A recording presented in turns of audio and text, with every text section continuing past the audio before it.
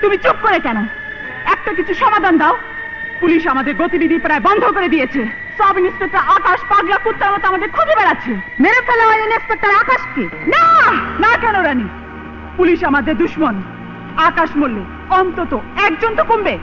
না না, sub inspector আকাশ অন্যদের মতো নয়। সে একজন ভালো মানুষ। ভালো মানুষ নাকি ভালোবাসার মানুষ? চিৎকার করো না সর্দার। যদি ভালোবাসার মানুষই না হবে, হাতের মুঠোয় পেয়ে সেবা যত্ন করে আকাশকে ছেড়ে দিলে কেন? নাগমা, তুমি ভুলে যাচ্ছ আমরা পেশাদার লুটেরা, ডাকাত নই। আমরা প্রতিশোধের হাতিয়ার। আমরা লুট করে অত্যাচারী আস্তানা, খুন করি যারা খুনি তাদের। কথা ঘুরে না সর্দার।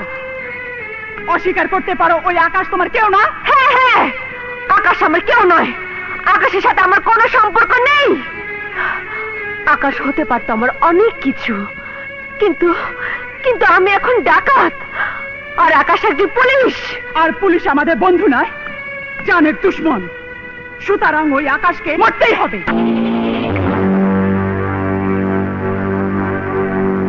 দস্যুরানী, পুলিশ তোমাদের ঘিরে ফেলেছে। আত্মসমর্পণ করো। অসম্ভব। চারিদিকে পুলিশ, পালাবার সব পথ বন্ধ। তবু আমাদের পালাতে হবে। আমি 10 পর্যন্ত গুনবো। এর মধ্যে তুমি আত্মসমর্পণ না করলে পুলিশ গুলি চালাতে বাধ্য হবে। 1 2 3 4 5 6 7 8 9। যুদ্ধ করে মারবো, তবে ধরা দেবে না। মরতেও হবে না, ধরাও দিতে হবে না। সাথীরা বেরিয়ে পড়ো, বেরিয়ে পড়ো।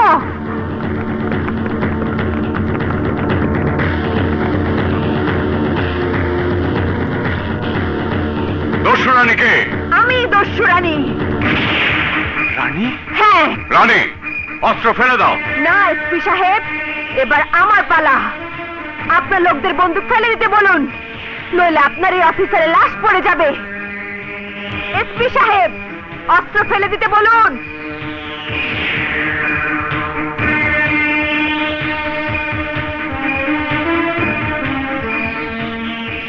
সবাই অস্ত্র ফেলে দাও। নাগমা, তোরা যা। এসপি সাহেব, আমার উদ্দেশ্য শেষ না হওয়া পর্যন্ত আমি ধরা দেব না। আমি যাচ্ছি। আমাকে বাধা দেবার চেষ্টা করলে আপনি আপনার অফিসারকে হারাবেন। চলুন।